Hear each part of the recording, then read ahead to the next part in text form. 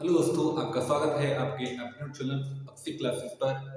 आज हम पढ़ेंगे बिलियन चैप्टर का लेक्चर 7। देखिए, बिलियन जो चैप्टर है केमिस्ट्री का, तो सब जो पूरी केमिस्ट्री में जहाँ तक सबसे बड़ा है, ठीक है। दो चार चैप्टर हैं वो सबसे बड़े बड़े हैं। बिलियन हो गया, पी ब्लॉक हो गया, ठीक है। और भी सेकंड पेपर में कुछ बड़े चैप्टर है, ठीक है। तो ये चैप्टर कुछ ज्यादा ही बड़े हैं, ठीक है। और चैप्टर कुछ छोटे छोटे भी मिलेंगे आपको, लेकिन बिलियन चैप्टर कुछ ज्यादा बड़ा है आपका, ठीक है। और पी ब्लॉक तो इससे भी बड़ा है, ठीक है। तो दो चार चैप्टर बहुत बड़े बड़े हैं, ध्यान रखना। इसका लेक्चर 7 है। लेक्चर 7 में हम लोग पढ़ेंगे समपराशारी विलयन को, ठीक है। इससे पहले जो बच्चे नए हो वो चैनल को सब्सक्राइब कर दें और वीडियो को शेयर कर दें, ठीक है। तो देखिए, समपराशारी विलयन क्या होता है। अब इसकी परिभाषा देख लो, फिर समझाते हैं क्या होता है। परिभाषा देख पढ़ लो, फिर इसको समझाते हैं अपने हिसाब से, ठीक है। ऐसे कोई दो विलयन जिनको अर्धपारगम्य झिल्ली के द्वारा पृथक करने पर प्राशर नहीं होता है, समपराशारी विलयन कहलाते हैं। अब देखिए, अब हम अपनी भाषा में समझाएंगे, अपनी भाषा में समझिए, मेरी भाषा में। हेडिंग क्या पड़ी? समपराशारी विलयन, ठीक है। इसको दो समपराशारी को दो भागों में डिवाइड कर देंगे। सम मतलब समान, पराशारी मतलब प्राशन करने वाले। सम मतलब समान, प्राशारी मतलब प्राशन करने वाले, जिसमें समान प्राशन हो, जिसमें कैसा हो? समान प्राशन, ठीक है। वो क्या कहलाएंगे? समप्राशारी। जैसे मान लो एक बड़ा पात्र है, ठीक है। इसमें बीच में लगा दी, इसको दो भागों में बांट दिया, बीच में लगा दी अर्धपारगम्य झिल्ली, ठीक है। अर्धपारगम्य झिल्ली, ठीक है। और इसमें भी मान लो 85 लीटर जल है, इसमें 50 लीटर जल है, तो इधर उधर जल जाएगा ही नहीं, जाएगा जल। तो दोनों में कैसा प्राशन होगा? समान हो रहा प्राशन। कैसा हो रहा? समान, ठीक है। तो ऐसे विलयन क्या कहलाएंगे? समप्राशारी विलयन, जिसमें दोनों, इसमें 50 लीटर जल, इसमें 50 लीटर जल, तो दोनों इधर उधर जल जाएगा ही नहीं, कुछ समान रहेगा, समान प्राशन होगा। प्राशन कब ज्यादा कम हो, कब होगा? जब एक में ज्यादा जल हो, एक में कम जल हो, तब प्राशन क्रिया स्टार्ट होगी। यहाँ तो सेम है, तो प्राशन होगा? नहीं होगा। तो इसीलिए बोला गया समपराशारी विलयन। सम मतलब समान, और प्राशारी मतलब प्राशन, जिसका प्राशन कैसा हो? समान, जो समान प्राशन करे, उसको क्या बोलेंगे? समपराशारी विलयन, ठीक है। क्या बोलेंगे? समपराशारी विलयन। ऐसे कोई दो विलयन जिनको अर्धपारगम्य झिल्ली के द्वारा पृथक करने पर प्राशन नहीं होता, समपराशारी विलयन कहलाते हैं, ठीक है। ये दो विलयन हो गए, ये हो गए कि वो जिसको अर्धपारगम्य झिल्ली द्वारा प्राशन नहीं होता है, वो क्या कहलाएंगे? समपराशारी विलयन। दो विलयन है, ठीक। इस पर बीच में अर्धपारगम्य लगाकर प्राशन ना हो, वो क्या कहलाएंगे? समपराशारी विलयन। क्या कहलाएंगे? समपराशारी विलयन, ठीक है। हेलो, अभी अभी हम देखेंगे टॉपिक अति पराशारी और अल्प पराशारी विलयन, ठीक है। तो पहले परिभाषा देखेंगे, फिर इसको समझेंगे टॉपिक को, ठीक है।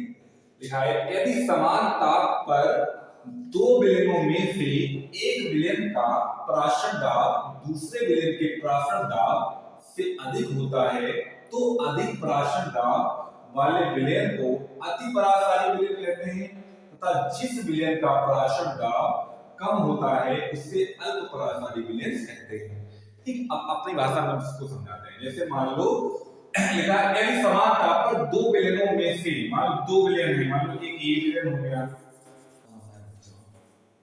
मान लो ये दो विलयन हो गया, ये विलयन हो गया, ठीक। एक ये विलयन हो गया, ठीक है। एक ये विलयन हो गया, एक ये विलयन हो गया, इसमें चलो बढ़ता है, ठीक है। तो डाल दे NaCl, मान लो NaCl इसमें डाल दें, ठीक है।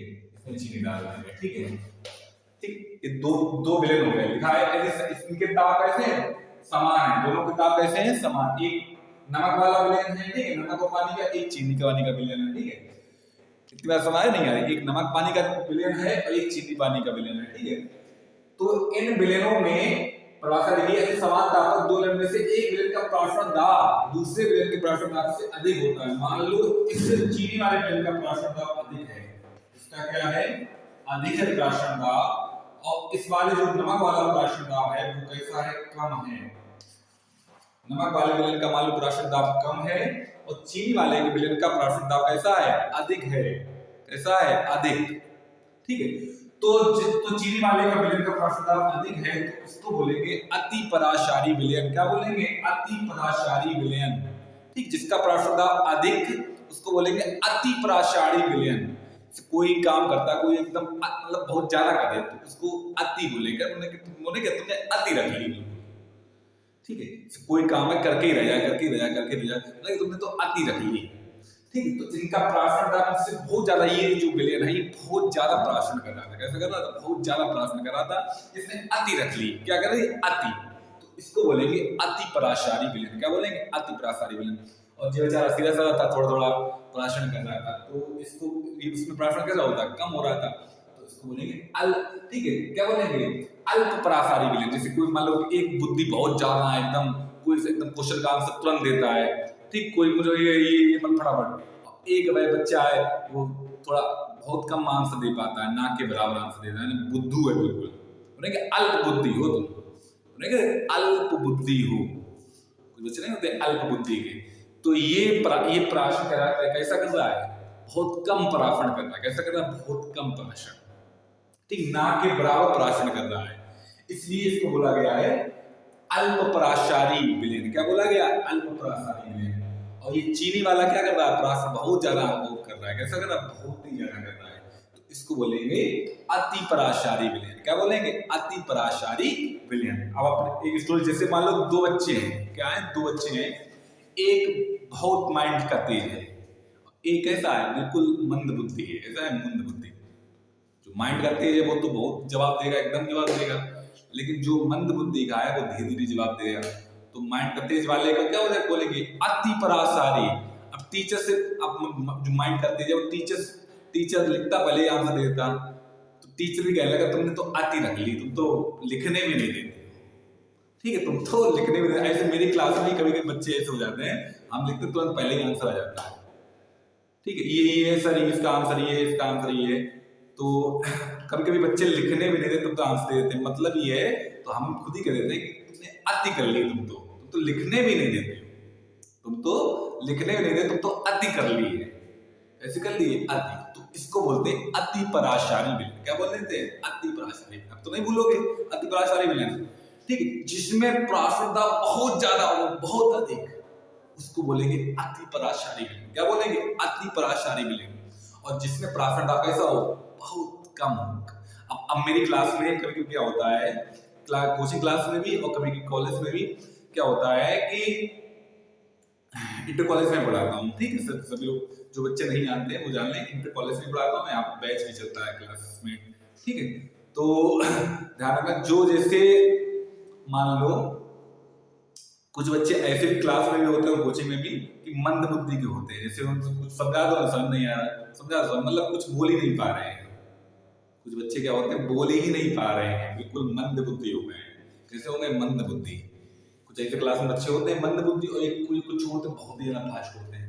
तो कुछ मंद बुद्धि वाले होते हैं, इन्हें कुछ भी समझाओ उन्हें समझ नहीं आता, कभी कितना भी कुछ भी कर दो कुछ समझ नहीं आएगा, तो वो बोले जाएंगे अल्प पराशारी विलयन। क्या बोलेंगे? अल्प पराशारी विलयन।